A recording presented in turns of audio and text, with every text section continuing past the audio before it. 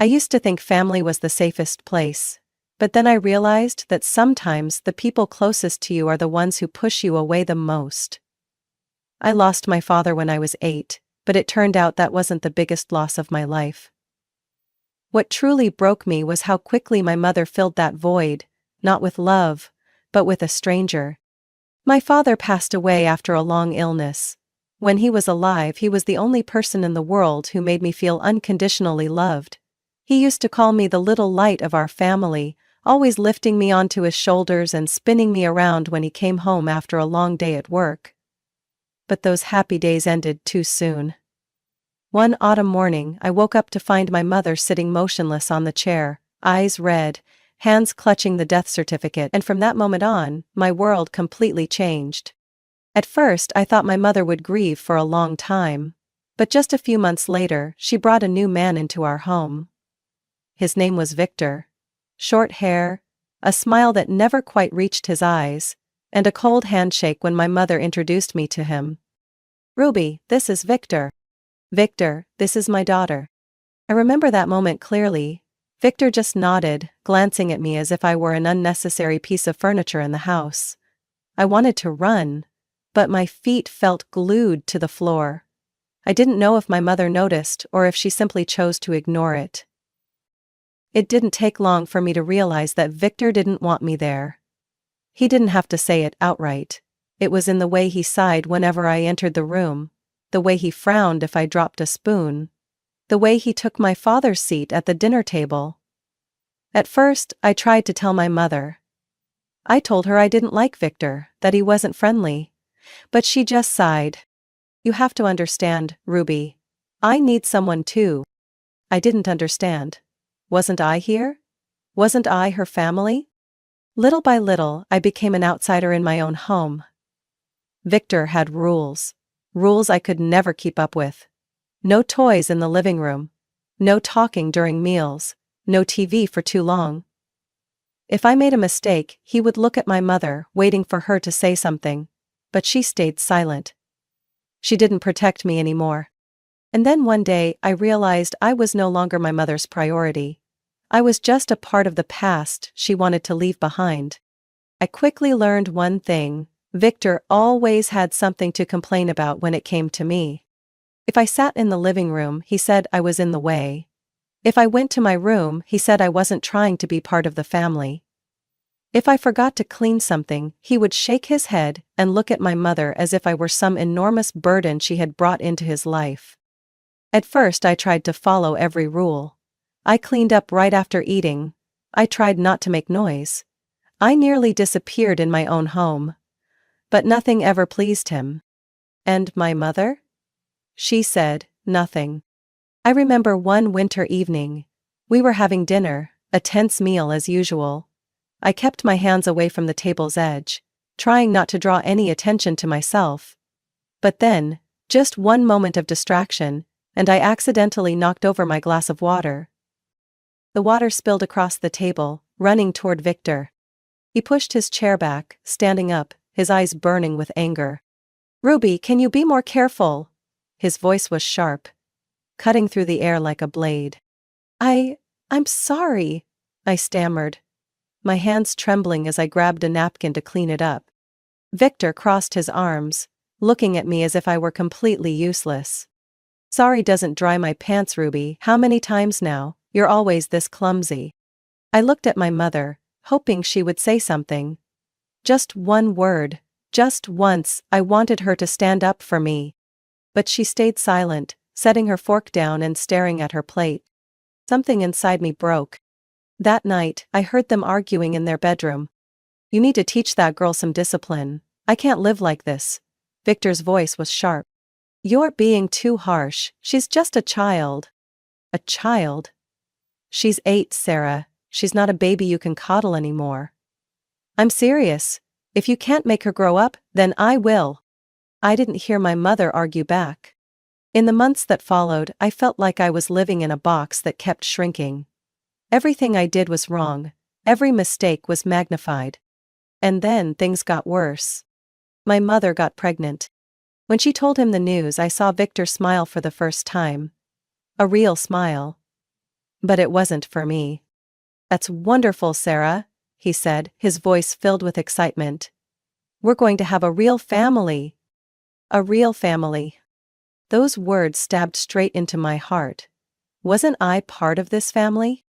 But then I realized Victor had never seen me as family. When my baby sibling was born, I tried to love them. A tiny, innocent baby. They didn't deserve the same coldness I had endured. I wanted to believe that their arrival would bring us all closer. But Victor only grew more irritated with me. He snapped more often when I was near the baby. One night, I overheard a conversation I wish I had never heard. "Sarah, we can't keep doing this. Not this again. The baby needs everything, money, attention. And Ruby? She's not even my child. I can't keep spending money on a kid that isn't mine." "Victor. You know I'm right, Sarah. It's time to think about our future, our real family." My mother didn't say anything at first. Then she sighed. "Where do you think we should send her?" I felt my whole world collapse. The day I left home, it was colder than usual. My mother didn't hug me, she didn't cry. She didn't try to comfort me. She just stood there, gripping the straps of her purse like she wanted this to be over quickly. Victor didn't even bother coming to the door. The one who took me away was Aunt Margaret, my mother's younger sister. I didn't remember much about her, except that she visited during the holidays, always dressed neatly, and never laughed for too long. As I climbed into her car, my mother said just one thing. "Listen to your aunt." Then she turned away. I sat in silence the entire ride. Aunt Margaret drove without saying a word, only adjusting the rearview mirror from time to time. When the car turned onto a narrow road and stopped in front of a house with a white picket fence, I realized that everything was about to change forever. Aunt Margaret opened the car door and looked at me sternly. "Ruby, get out." Slowly, I stepped out, pulling my small suitcase behind me. "There are a few rules in this house," she said, her voice devoid of emotion. "No laziness, no backtalk, no complaints.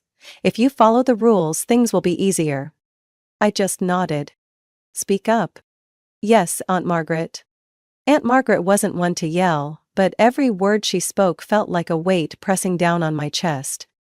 On my first day, I made a mistake. I forgot to wipe the dining table after dinner. Aunt Margaret didn't shout, but her stare sent a chill down my spine. In this house, everyone has responsibilities. If you don't learn discipline, there's no place for you here. Silently, I grabbed a cloth and wiped the table. The following days weren't any better. Aunt Margaret had a long list of things I wasn't allowed to do. No leaving my bedroom door open too long. No sitting idly before finishing homework. No asking for help unless I had tried at least 3 times on my own. The worst part was school. If I got a B, Aunt Margaret would place the test on the table, cross her arms and say, "Isn't good enough. If you don't try harder, then your mother was right to send you away." Every time I heard those words, I felt smaller, as if I truly was a useless child nobody wanted. But I didn't cry. I understood that here, crying wouldn't change anything. Gradually, I learned to stay quiet, learned to hide my emotions, learned to disappear from my own life. I didn't know how long I had been holding it all in. Didn't know how many nights I had lain awake, staring at the ceiling, wondering if my mother ever thought about me. But I remember the exact moment I couldn't take it anymore. It was a Saturday afternoon. Aunt Margaret was outside trimming the bushes, and I was cleaning the kitchen like always. On the counter, next to the fruit basket, her phone was charging, the screen lighting up a few times with incoming messages. It felt like it was calling to me. I tried to ignore it. Tried to remind myself that I wasn't allowed to make mistakes. But the thought wouldn't leave me. Maybe my mother would answer. Maybe she missed me. I took a deep breath, glancing out the window to make sure Aunt Margaret was still busy. My hands trembled as I picked up the phone. I dialed a number I had never forgotten. The line rang. Once. Twice. My heart pounded harder. Then my mother answered. "Hello?" I opened my mouth but no words came out at first. Mom? Silence. A long pause. Then her voice came, cold and distant, as if I were a stranger who had dialed the wrong number. Ruby, why are you calling? I bit my lip, tears welling up before I could stop them. I miss you. Ruby, I told you. You can't call me anymore. I choked on my breath. But, why? I'm still your daughter. She sighed.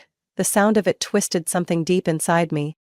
You need to move on, Ruby. You have to learn to live with Aunt Margaret. I shook my head, even though she couldn't see me. Mom, please, let me come home. No. Her voice turned sharp. You don't have a home here anymore. Don't call again. The line went dead.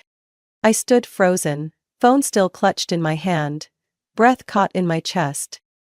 She had hung up. She had truly cut me off. I don't know how long I stood there, but when the kitchen door swung open and Aunt Margaret's voice rang out behind me, I knew I had just made the biggest mistake. What do you think you're doing with my phone? I turned around, my throat tightening with fear. Aunt Margaret strode toward me, snatching the phone from my hand, her eyes like ice. She scrolled through the call history, then scoffed in disgust. You stupid girl, you still don't get it, do you? I clenched my fists trying to hold back my tears. My mom, she's just angry. Aunt Margaret let out a short, bitter laugh, but there was no amusement in her eyes. Angry? No, Ruby, she abandoned you. You're not her problem anymore. Her words cut deeper than any knife. But the punishment wasn't over. From now on, you're not allowed to touch my phone. No TV, no outings. I didn't argue, I just lowered my head. Because I knew, nothing I said would change the truth. My mother didn't want me anymore. A year later, I was abandoned again. I had thought that no matter how harsh Aunt Margaret was, she would still keep me, because after all, I was her blood. But I was wrong. One winter morning, as I was washing dishes after breakfast, Aunt Margaret called me into the living room. She sat upright in her chair, hands clasped together, her gaze as cold as ever. But this time something felt different. Ruby, we need to talk. I stood still, my hands still wet, a sinking feeling growing in my chest. Do you know why you're still here? She asked, her voice calm but calculated. I swallowed hard. Because my mom sent me here. Aunt Margaret gave a slight nod. That's right. And she also sent money to take care of you. My heart sank. I knew I was about to hear something I didn't want to. But she stopped. There hasn't been a single payment since last month. It felt like the ground had been pulled from beneath me. You mean, I stammered. Aunt Margaret crossed her arms. No money means no reason to keep you here. Those words cut deeper than all the insults I had endured over the past year. So, that was all I was to them, just an expense? Nothing more? Nothing less? I fought back tears, my voice unsteady. So, where am I supposed to go? Aunt Margaret shrugged, as if this had nothing to do with her. I could send you to a foster center, or, if you're lucky, you could stay with your grandmother. Grandmother. I hadn't seen her in years. In my memories, she was a quiet woman with sharp eyes and neatly tied silver hair. She had always seemed distant, but never as cold as my mother or Aunt Margaret. I had no other choice. I want to go to Grandma's, I said, my voice small but firm. Aunt Margaret nodded, as if she had expected that answer. Then pack your things. You're leaving tomorrow morning. I packed in silence. No one helped me. No one asked if I was okay. It was just me, my worn-out suitcase, and the hollow emptiness in my chest. The next morning, Aunt Margaret drove me to a small town where my grandmother lived. Her house was smaller than I had imagined, with a front yard and climbing rose bushes along a wooden fence. She was already waiting at the door, watching me closely. Aunt Margaret stepped out of the car. No hug, no goodbye. She simply looked at my grandmother and said curtly, "Here's your granddaughter, I'm not keeping her anymore." Grandmother looked at me. Then she nodded. Come inside, Ruby. And for the first time in years, I felt like I had a place to return to. The first few days at my grandmother's house, I wasn't used to the quiet. There were no harsh rules like at Aunt Margaret's. No cold complaints like Victor's. No one reminding me that I was a burden. Grandmother wasn't the affectionate type, nor did she say sweet words. But she had her own way of showing care. Breakfast was always set on the table, with a warm glass of milk and toast. Whenever I made a mistake, she didn't scold me. Do it right, Ruby, everyone here has their responsibility. For the first time in years, I no longer felt like I was walking on eggshells. One evening, about 3 months after I moved in, she called me into the living room. A stack of papers sat on the table. I sat down, looking at her in confusion. She pushed the documents toward me. I want to adopt you, legally. I froze, my heart skipping a beat. But, why? I asked, my voice barely above a whisper. I'll be fine. You don't have to. I know you're strong, Ruby, she interrupted. But being strong doesn't mean you have to be alone. I don't want anyone deciding your fate, again. She looked at me, her gaze firm yet warm. I am your family. And I'll prove it in the most official way. I couldn't stop my tears. But this time, they weren't tears of pain. After officially becoming her adopted daughter, I set a goal for myself. I would never make her regret choosing me. I threw myself into my studies, spending more time in the library than anywhere else. Grandmother never pressured me to be at the top of my class, but she always reminded me, you don't study for grades, you study for the life you deserve. She was the first to notice my passion for science. When I told her I wanted to pursue medicine, she simply nodded. Then study even harder. And I did. I spent hours every night reading, practicing, preparing for college entrance exams. When the acceptance letter from a prestigious medical school arrived, along with a scholarship, I screamed so loud that Grandmother pretended to go deaf. Well done, Ruby, she said, her eyes filled with pride. Now pack your things. You have a future waiting. Medical school was tough, but I never gave up. I knew I wasn't just fighting for myself. I was fighting for the person who believed in me when no one else did. Years later, as I stood in a hospital, holding my oncology degree in my hands, I finally understood. This was the life I had fought for. Grandmother passed away on a crisp October morning as the last golden leaves fell onto the porch. I had known for months that her health was fading. I'd seen the signs, the slower steps, the lingering coughs. The way her hugs grew lighter, as if she was slowly slipping away. But no matter how much I'd prepared, I wasn't ready. I had just returned home from a long shift at the hospital when the call came. The doctor's voice was gentle, but heavy. We're so sorry, Ruby. Your grandmother passed in her sleep. I cried all night. Not because I hadn't expected it, but because I didn't want to believe it was real. She was the only one who had never abandoned me. And now, she was gone too. The funeral was simple, just as she had wanted. I called the few remaining relatives in her contact list, but I didn't expect much. Most sent hollow condolences. I thought the funeral would pass in quiet solitude. But then, my old family showed up. They arrived on the last day, just after I had seen the final guest out. When I opened the door, I saw my mother standing there, with Victor and Kara, the half-sister I had never truly known. I wasn't surprised. I wasn't happy either. I just stood there, looking at them. My mother didn't beat around the bush. She spoke immediately. Not to ask how I was, but to make demands. Ruby, we need to talk about my mother's estate. I let out a quiet laugh, devoid of warmth. My grandmother. My mother, I corrected. She was the one who adopted me. I think that's clear. My mother tightened her grip on her purse, but it was Victor who spoke next. No matter what the paperwork says, this is still family property. We all have a right to it. I crossed my arms, staring straight at him. Family, is that the word you're choosing to use with me, Victor? Kara? The little sister I never truly had the chance to be an older sister to, suddenly chimed in, her voice sweet but laced with deceit. Come on, sis, why are you being so difficult? We're all family. Don't you want to share? I laughed again, this time with a bitter edge. Share? After all of you abandoned me when I was 8? No one answered right away. I turned to my mother, waiting to see what she would say. She simply sighed, her voice filled with annoyance. Ruby, don't be selfish. This time, I couldn't help but laugh out loud. Selfish? I raised an eyebrow.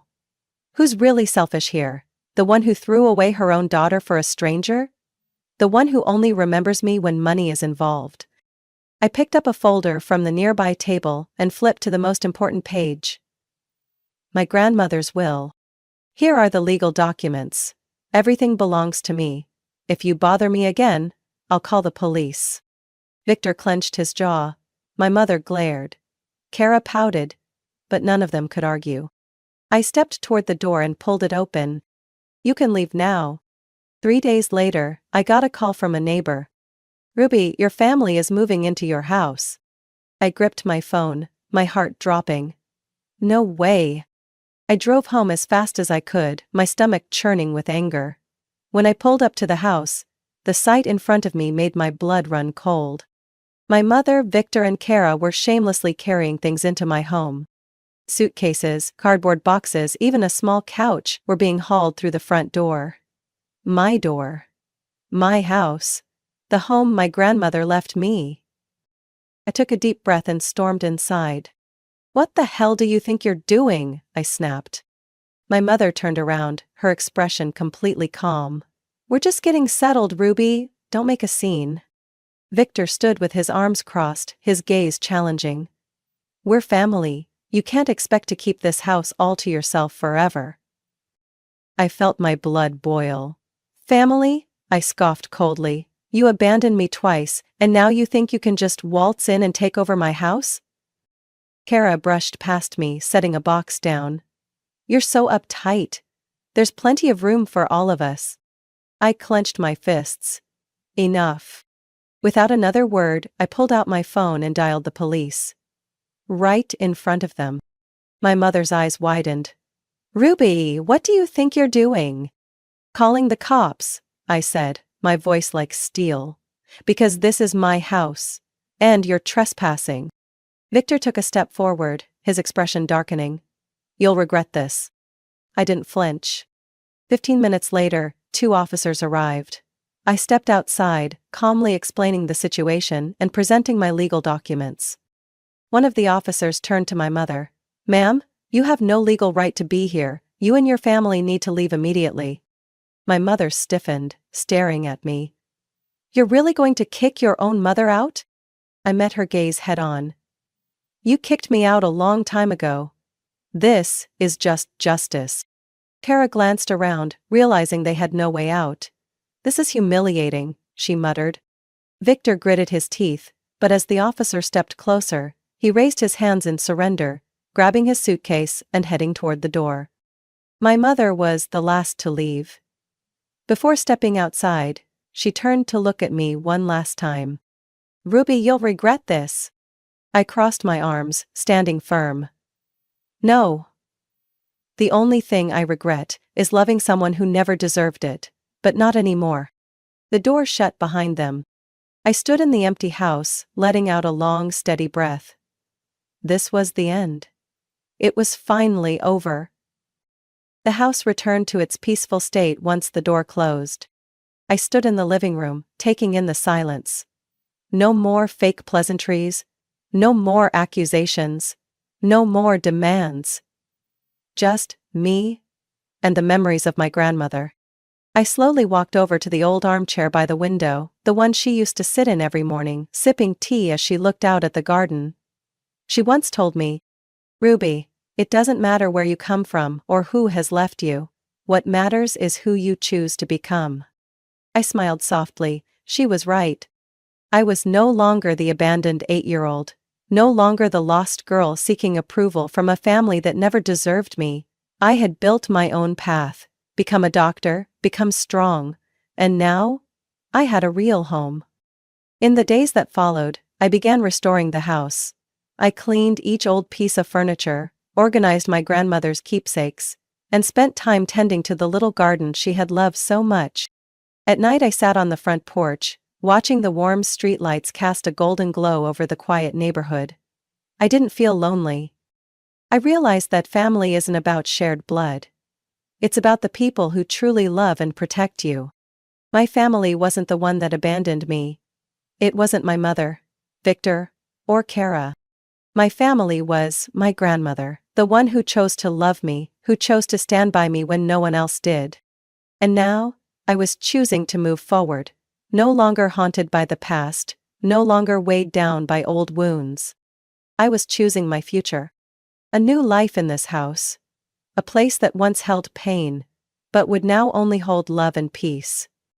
Ruby's story is a powerful reminder that family isn't defined by blood, but by love and loyalty. Not everyone is fortunate enough to receive unconditional love from their biological parents, but that doesn't determine our worth. True strength comes not from clinging to those who hurt us, but from letting go and building our own lives. The past may be painful, but we always have the power to choose how we move forward. With resilience, self-respect, and an unyielding pursuit of happiness. What do you think of Ruby's story? If you've ever experienced something similar or have thoughts on family and independence, share your perspective in the comments below. And don't forget to follow the channel for more meaningful stories about life and family.